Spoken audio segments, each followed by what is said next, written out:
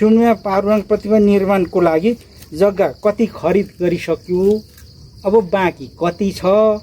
अब त्यो मैले सुन्दाखेरि 3 कट्ठा कति बाँकी छ भने युकेमा छ भने भन्नुहोस्, किरात राई आँखाको अध्यक्षलाई भन्नुहोस्, उसले को अब राई नै होला ती या को छ, उहाँ मार्फत त्यो उहाँलाई चाँडो यता झिकाउनु सकिन। तपाईँहरूले उता प्रश्न गर्नुहोस्, सोध्नुहोस्, यहाँ ढिलो भइसक्यो भनेर उहाँ किरात राई आँखाको अध्यक्षहरूसँग सम्पर्क गर्नुहोस्, छिटो त्यहाँबाट आउँछ। यो अब कति भइसक्यो होइन। अनि यो जग्गा किन अहिलेसम्म के भएको छ, किन कसो होइन, कहाँसम्म अहिले पुग्यो, के हुँदैछ, ढिलो नगरौँ। जति ढिलो गरिन्छ तपाईँ हामीलाई ढिलो हुन्छ। कति पैसा आइसक्यो, कति बाँकी छ, 5.5 करोडमा बोलकबलमा है युगेको। अब जग्गा कति किनिसक्यो, अब कति छ किन्नु बाँकी।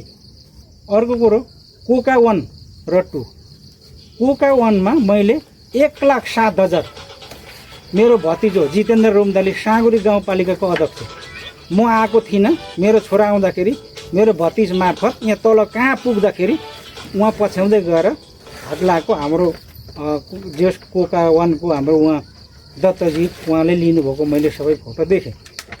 1,07,000 अनि एउटा बेल्चा दिएको छ, त्यो मेरोमा छ है, लेखेको छु। अनि त्यो चाहिँ मेरो आमा बाउको नाममा मैले शिलालेखमा हुन्छ भनेर मैले पठाएको। त्यो शिलालेख लेखियो होला, कता के थुप्रेको छ, त्यसको लागि पनि तपाईँहरूले पहल गर्नु होला। बाउ आमाको नाममा त्यो शिलालेख लाग्छ भनेर दुनियाँलाई त्यो दिएको छ त आर्थिक सहयोग होइन। अर्को कोका 2 देखि म श्रमदानमा मिसेँ है। कोका 2 मा 52,000 कति मैले दिएको छु, त्यो मेरो स्लिप पनि छ। म आफै श्रमदाता, म आफै पनि दिएँ।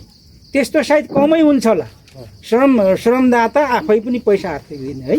त्यसले गर्दा त्यो पनि मैले आफ्नै दाईको नाममा, स्वर्गीय दाईको नाममा मैले शिलालेख हुन्छ होला भनेर मैले त्यो दिएको छु है। त्यो पनि व्यवस्था गर्नु होला, किन म जस्तो त कयौँ छ नि त हौ दिनेहरू। एउटा स्वर्गीय पितृहरूको नाममा शिलालेखमा राखिन्छ भनेर कयौँ दाताहरू छ। उहाँहरूलाई चाहिँ निराशा नगर्नु होला, बोलेपछि त्यो पुऱ्याउँ। म देव रुम्दाली राई, श्रमदाता, पुरानो श्रमदाता, नगर समितिको अहिले हाम्रो दिनेजीहरूले मलाई सल्लाहकार बनाउनु भएको छ।